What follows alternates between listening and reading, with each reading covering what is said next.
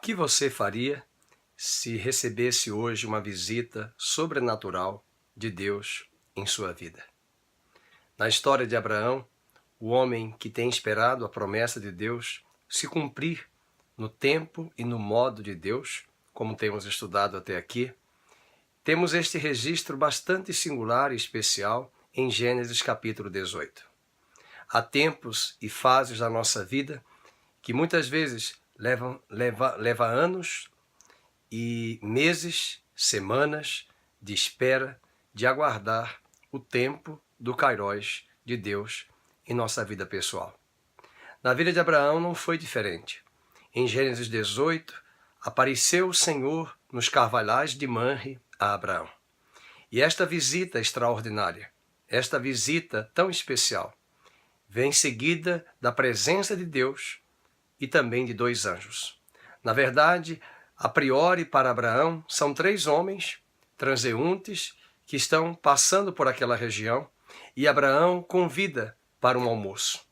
Os três sentam-se à mesa de Abraão, conversam, compartilham e de repente, um daqueles três transeuntes era o próprio Deus, numa visão de pré-encarnação, do próprio Cristo pré-encarnado, que aparece a Abraão e conversa com ele.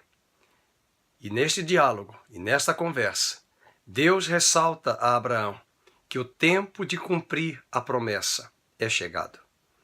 No almoço, sentados a uma mesa, Deus se revela a Abraão dizendo que eu voltarei daqui a 1 ano e Sara, tua esposa, dará à luz um filho. Sara, que estava possivelmente na cozinha, preparando todo o alimento para aqueles 3 visitantes ilustres, Deus, um deles, e 2 anjos que depois daquele almoço seguiriam para as regiões de Sodoma e Gomorra, onde vão apontar e trazer o juízo de Deus sobre aquela região. Naquela mesa onde Deus tinha acabado de falar que daqui a 1 ano Sara daria à luz um filho, Sara chegou a ouvir uma parte da conversa. E quando ela ouviu essa parte desse diálogo, ela simplesmente fez o que talvez eu e você faríamos. Ela deu um sorriso. Talvez um sorriso a pensar, impossível acontecer. Eu que já estou avançada em idade, 90 anos, impossível dar à luz um filho. Eu que já cheguei à fase da menopausa e não tenho mais condições de gerar e procriar um filho para meu esposo Abraão. Pois bem, ao perceber a risada de Sara, Deus compartilha com Abraão e afirma, por causa do riso da sua esposa, essa criança chamar-se-á sorriso, que em hebraico, traduzido para a nossa língua portuguesa, seu significado é Isaac, riso, sorriso. Há um ditado popular que diz que quem ri por último, sorri melhor. Talvez Deus tenha dado de fato esse último sorriso, ou riso, para Abraão e para Sara. Há tempos na nossa vida que são tempos de deserto, são tempos que vão exigir de mim e de você uma caminhada de perseverança, de fé, de obediência. Não é sempre que Deus aparecerá de uma forma sobrenatural com uma visita especial como essa. Muitas vezes nós temos visto pessoas cristãs em nosso mundo contemporâneo buscando uma ênfase muito forte em algo místico, em algo sobrenatural. Mas o Deus a quem servimos e conhecemos é de fato um Deus sobrenatural, que se revela nas nossas vidas em pequenos detalhes, em coisas pequenas, mas também em coisas grandes. Muitos de nós passaremos por esta terra e talvez não teremos, de fato, uma experiência sobrenatural como alguns têm obtido de experiência. Mas não é o momento de perguntarmos a Deus por que alguns têm essas experiências e outros não. O mais importante na caminhada é uma caminhada igual à de Abraão. Fé, obediência, crer, esperar e receber no tempo certo, no modo e no tempo de Deus, todas as promessas cumpridas aqui na terra. Era esse o tempo que Deus agora estava preparando para Abraão. Quem sabe, Deus também não está reservando esse tempo para a sua vida. Um tempo de visitação, um tempo de algo extraordinário, sobrenatural, que vai perpassar toda a lógica humana, todo pensamento e raciocínio humano. O apóstolo Paulo diz que nós não podemos confiar em nossa lógica, em nossa sabedoria humana, porque a loucura de Deus é mais sábia do que a sabedoria dos homens. Para além disso, o próprio Salomão, no capítulo 3 do livro de Provérbios, diz: não te estribes no teu próprio entendimento. Não queira compreender Deus com a sua lógica, com a sua razão. Deus requererá de nós essa caminhada de fé, de obediência, de perseverança, de determinação, de aguardarmos o modo e o tempo, a forma e o tempo de Deus, dos homens, o tempo cronológico que Deus quer agir em nosso homem interior, em nossa vida pessoal. Faço votos de que você esteja aguardando o tempo de Deus favorável em sua vida. Talvez os tempos vividos por sua pessoa, talvez a sua lógica tenha pensado que são tempos desfavoráveis.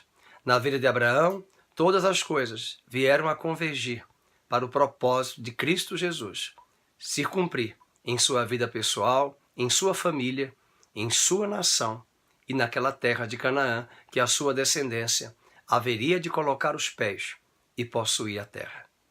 Naquele almoço extraordinário, com aquela visita daqueles 3 ilustres personagens, Deus mesmo e os anjos, é nesse lugar também que Abraão vai travar uma célebre narrativa história de intercessão em prol de Sodoma e Gomorra, em prol de seu sobrinho Ló e toda a sua família. Compartilharemos no próximo estudo acerca desse fato, mas encerro sobre essa primeira parte do capítulo 18 do livro de Gênesis. Apareceu o Senhor, depois de um tempo, nos carvalhais de Manre a Abraão. E foi esse o tempo em que algo sobrenatural, divino, da visitação do próprio Deus, tomando uma aparência de forma humana. Há um livro muito especial que temos recomendado em nossa igreja local para leitura. Seu autor é um autor judeu, nascido nos Estados Unidos, que hoje é um pastor em Jerusalém, alcançando judeus ortodoxos, mas também gentios, para a Igreja de Cristo, pregando o Evangelho, há mais de 3 décadas, na terra de Israel, em Jerusalém. Há um livro especial que ele escreveu, Quem almoçou com Abraão? Esse é o tema do seu livro, esse é o título de um dos seus livros, Quem almoçou com Abraão?